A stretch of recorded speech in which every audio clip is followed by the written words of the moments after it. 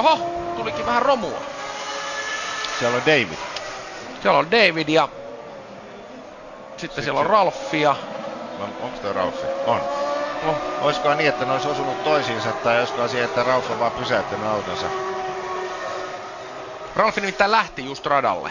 Että Ralfi oli niinku ihan... Aivan, ja sit siinä on ilmeisesti Ralfin etusiipi on tossa Ralfin auton takana maassa.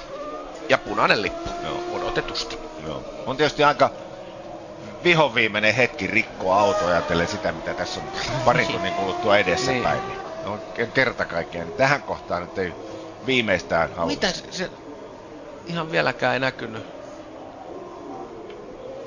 No niin, nyt katsotaan.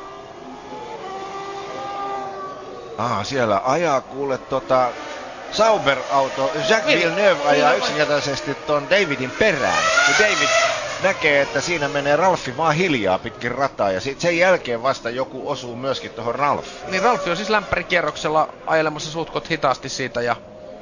Aivan. Olisiko tässä Matesic itse?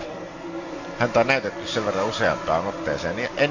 En voisi väittää, että tunnen 100 varmasti, mutta... Hän on vähän sellainen kaveri, joka ei mielellään käy kisoissa, ei. Joo. Olipa outo juttu toi. Oli.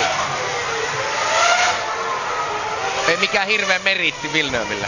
No ei, ajaa perää tossa kohtaa.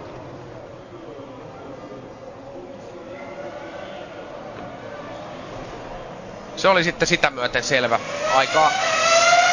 Aikaa jäi niin vähän, että tieto tulee ruutuun, että tämä harjoitussessio ei enää sitten käynnisty uudestaan, mikä on täysin odotettua, eli peli on vihelletty poikki. Giancarlo Fisickellalle kärkiaika 1.13.988, Fernando Alonso 2, Renaultit sijoilla 1 ja 2. 59 000 Fisichellaa hitaammalla ajalla. Kimi Räikkönen kolmantena.